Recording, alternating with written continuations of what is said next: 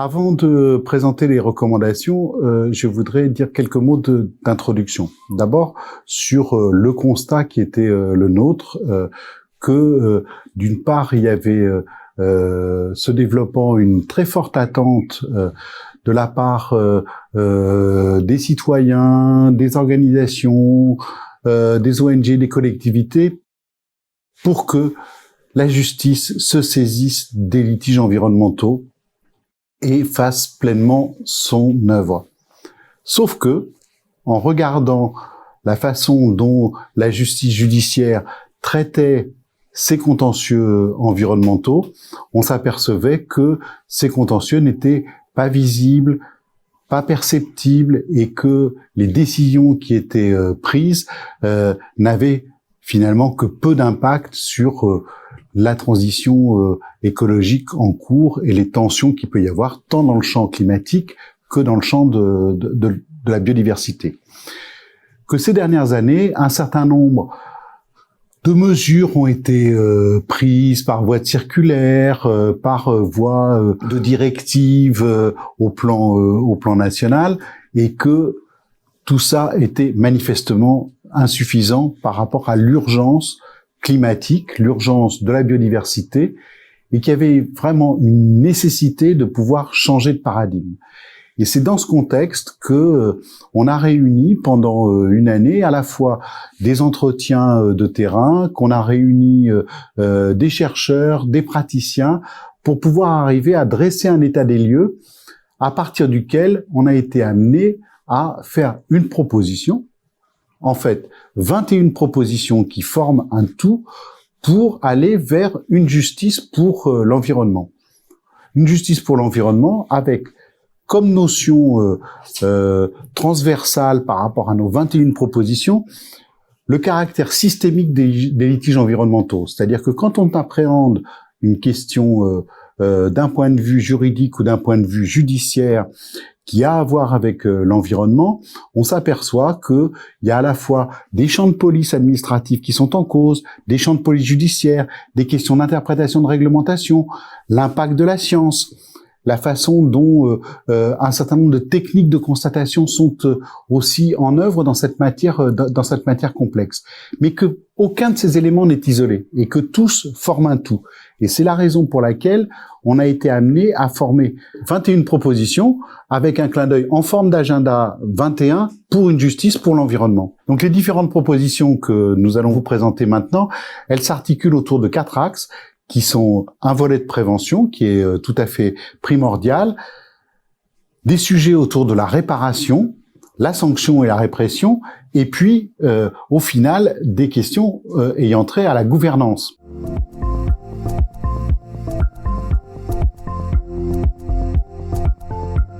Alors, s'agissant d'abord de nos recommandations dans le domaine de la prévention, ce que l'on peut dire, c'est que le contentieux de la prévention environnementale doit être dynamisé.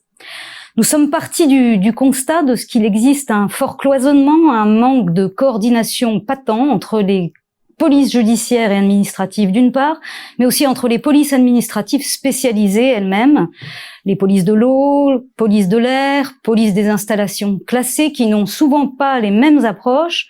Donc la première de nos recommandations en matière de prévention est d'abord d'améliorer l'information, le partage des données et l'état de la connaissance en matière d'atteinte à l'environnement entre ces différents acteurs. Nous proposons ainsi la création d'un observatoire permanent, une plateforme d'information interministérielle qui serait alimentée par les ministères concernés, la justice, l'écologie, le ministère de l'Intérieur, afin de bâtir des nomenclatures et des priorités communes. La seconde proposition que nous formulons en matière de prévention est fondée sur la nécessité de mieux traiter l'urgence. Car le juge se trouve souvent saisi quand les atteintes à l'environnement sont déjà commises, avec des conséquences souvent irrémédiables. Donc face à cela, nous suggérons de créer un référé judiciaire spécial en matière environnementale qui pourrait faciliter l'accès au juge grâce à des conditions de saisine élargies et qui seraient harmonisées par le législateur. S'agissant maintenant de la réparation, environnementale, le constat est fait de ce qu'actuellement le juge judiciaire ne dispose ni du temps ni de la technicité nécessaire pour vérifier l'effectivité de ces décisions, la bonne réalisation finale des mesures de réparation. Nous avons un arsenal juridique français qui prévoit des actions innovantes dans notre droit positif. La réparation du préjudice écologique a bousculé les logiques traditionnelles du droit de la responsabilité civile. Mais pourtant, ce contentieux n'est pas encore investi ni par les procureurs, ni par les agences de protection de l'environnement. Donc c'est pourtant la mission première. Donc face à cela, nous proposons plusieurs solutions. Nous suggérons d'abord de modifier l'article 425 du Code de procédure civile afin d'envisager une communication obligatoire au ministère public de toutes les affaires concernant la réparation écologique. Cela permettra de le sensibiliser et d'investir plus particulièrement son rôle dans ce domaine. De son côté, le ministère de l'écologie devrait pouvoir donner instruction à l'Office français de la biodiversité d'en faire de même devant le juge judiciaire. Ensuite, nous proposons la création sur tout le territoire français de points d'accès à la protection de l'environnement. Nous les avons imaginés sur le modèle des points d'accès au droit qui existent déjà, et cette institution que nous imaginons aurait pour mission d'informer et d'orienter les citoyens. Il s'agirait de maisons de la justice verte qui pourraient être l'occasion de mettre en lien les acteurs locaux pour mieux associer la société civile aux enjeux environnementaux.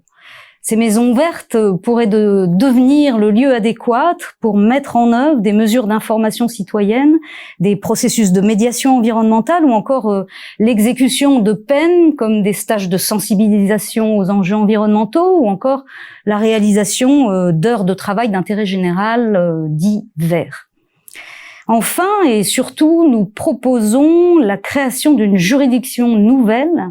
créée ex nihilo au sein de l'organisation judiciaire, la juridiction pour la protection de l'environnement. Il s'agirait en effet de la clé de voûte du système de protection proposé dans notre rapport, la création d'un juge dédié, une juridiction autonome spécialisée disposant des compétences, du temps et de la technicité nécessaires pour assurer une véritable réparation écologique.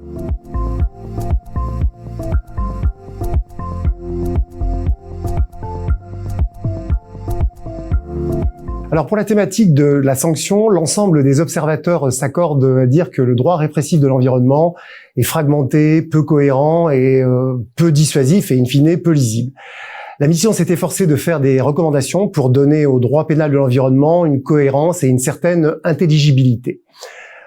Tout d'abord, s'agissant des pouvoirs des inspecteurs de l'environnement, il faut noter que ceux-ci ont été sensiblement renforcés par la loi du 24 juillet 2019 portant création de l'Office français de la biodiversité. Mais les inspecteurs de l'environnement ne disposent toujours d'aucun pouvoir de contrainte. Et nous pensons qu'il serait peut-être judicieux de leur attribuer un certain nombre d'entre eux, et notamment les dispositions concernant la retenue sous contrainte des témoins pendant 4 heures maximum, prévues à l'article 62 du Code de procédure pénale. De même, s'il existe actuellement un service national d'enquête en charge de l'environnement, l'OCLAEPS, ce dernier est aussi en charge des problématiques de santé publique. Nous pensons que la création d'un service d'enquête national, ne travaillant que sur mandat judiciaire, dirigé par un juge judiciaire et composé d'inspecteurs de l'environnement dotés de pouvoirs d'officiers de police judiciaire, serait pertinent à l'image de ce qui est fait par le service des enquêtes judiciaires des finances. S'agissant de l'adaptation des textes, la mission propose diverses mesures d'ordre législatif et réglementaire. Afin de lutter contre l'éparpillement des textes répressifs, la mission propose que l'essentiel de ceux-ci soit regroupé dans le livre 4 du Code pénal, consacré aux intérêts fondamentaux de la nation. Par ailleurs, la mission recommande de réformer en profondeur le droit pénal de l'environnement, en créant notamment un délit générique d'atteinte grave à l'environnement, en correctionnalisant les comportements relevant actuellement du domaine contraventionnel, mais dont les conséquences sur l'environnement revêtent une gravité évidente, et en procédant aussi à des assimilations entre certains délits pour l'application des règles sur la récidive. Par ailleurs, sur le modèle de la convention judiciaire d'intérêt public appliquée en matière de corruption et de fraude fiscale, la mission propose la création d'une convention judiciaire écologique, cette fois, négociée entre la personne morale et le parquet, homologuée par un juge en audience publique, avec un garant technique chargée de veiller à sa mise en œuvre effective. Cette préconisation est actuellement reprise dans le projet de loi en cours de discussion devant le Parlement. Nous pensons aussi qu'une circulaire conjointe des ministres de la Transition écologique et solidaire et de la Justice est nécessaire. L'accent pourrait y être mis notamment sur la doctrine d'emploi des alternatives aux poursuites en matière d'environnement, qui sont actuellement très banalisées, sur la modélisation et la complétude des procès-verbaux et sur l'indispensable présence des inspecteurs de l'environnement aux audiences de jugement. Enfin, une seconde circulaire de politique pénale à l'attention des parquets, cette fois, pourrait être faite pour réactualiser la circulaire d'avril 2015 et destinée notamment à valoriser les peines complémentaires telles que la privation temporaire ou définitive d'un droit, l'exclusion des marchés publics, l'interdiction temporaire d'exercer et la confiscation de peines, actuellement prévues par les textes, mais très rarement appliquées en dépit de leur caractère pourtant très dissuasif.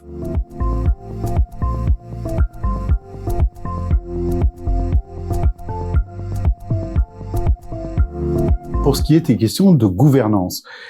il y a tout ce que l'on vient de vous dire concernant l'organisation judiciaire, mais l'organisation judiciaire seule, elle n'est rien si, en amont, dans la façon de pouvoir arriver à appréhender les litiges environnementaux, mais aussi, d'une certaine façon, dans l'aval, on ne traite pas de façon résolue un certain nombre de questions en termes principalement de coordination. Il nous a semblé, à partir d'expériences qui étaient pratiquées dans le département des Bouches-du-Rhône, dans des départements d'outre-mer, que le fait de pouvoir arriver à réunir dans une seule instance au niveau départemental, de façon opérationnelle, d'un côté le préfet, qui est responsable des polices administratives, qui concernent les installations classées, qui concernent la réglementation sur la biodiversité, et puis les services de police judiciaire placés sous l'autorité du procureur, dans une instance co-présidée par le préfet et par le procureur de la République, dans un comité opérationnel départemental de défense écologique. On pouvait avoir là une véritable coordination qui pouvait s'opérer entre ces deux polices qui, par ailleurs, sont soumises au contrôle de deux ordres juridictionnels, la juridiction administrative et la juridiction judiciaire. Et là-dessus, ce volet, dans les entretiens qu'on a pu avoir, on nous a dit de toutes parts que c'était de cette façon-là qu'on pouvait arriver à avancer de façon très pratique, très pragmatique, pour pouvoir arriver à avoir des rapprochements, ou en tout cas une meilleure connaissance du moment où il fallait quitter le terrain de la police administrative pour aller vers le terrain de la police judiciaire. Donc ce premier niveau, il faut pas oublier qu'il s'articule aussi et qu'il doit s'articuler avec un autre niveau dont on a parlé un petit peu plus tôt, qui a à voir avec la prévention et notamment l'existence de points d'accès au droit. Il y a un deuxième niveau qui, là, est dans l'architecture générale de ce que sont les pouvoirs publics, qui nous semble être un niveau qui, aujourd'hui, fait clairement défaut. C'est que, à la fois sur la défense des intérêts des générations futures, sur l'existence de biens communs, tous ces sujets qui ont à voir avec la reconnaissance, qui est très compliquée, de droits spécifiques pour la nature. Il y avait un besoin qui était un besoin impérieux de pouvoir avoir une autorité indépendante, que la Convention citoyenne pour le climat appelle une haute autorité des limites planétaires, que nous avons appelé un garant des intérêts des générations futures, qui a été évoqué par l'existence constitutionnelle d'un défenseur de l'environnement. Bref, une autorité indépendante qui soit la porteuse et la défenseuse de ces droits qui sont des droits naissants, émergents et prospectifs. Tout ceci, en fait, ne peut pas se faire dans un seul pays. Et c'est assez clair qu'il y a une imbrication des questions environnementales sur le plan international. Ce n'est pas simplement au niveau local. Ce niveau local, il est important, il est primordial dans la perception que les citoyens peuvent avoir des changements sur le plan de la prise en compte des dérèglements climatiques, de la perte de la biodiversité. Mais il faut pouvoir aussi arriver à raisonner comme on disait, du local au global. Et là-dessus, ce qui nous a semblé, mais les choses sont arrivées postérieurement à la remise de notre rapport, c'était qu'il y avait des enjeux, en tout cas sur le plan européen, qui étaient vraiment primordiaux, dans lesquels la justice pouvait arriver à trouver toute sa place. En fait, il y en a deux principalement. C'est la communication de la Commission sur ce qu'on appelle le Green Deal, dans lequel la Commission vient dire, à un moment donné de sa communication, qu'il est nécessaire de pouvoir arriver à introduire une place pour le juge dans le contrôle, la vérification, la régularité, la régulation des tensions qui vont naître forcément de la mise en place de ce Green Deal. Et deuxièmement, au mois d'avril dernier, dans la communication que la Commission a sortie sur la stratégie de la biodiversité sur la période 2020-2024,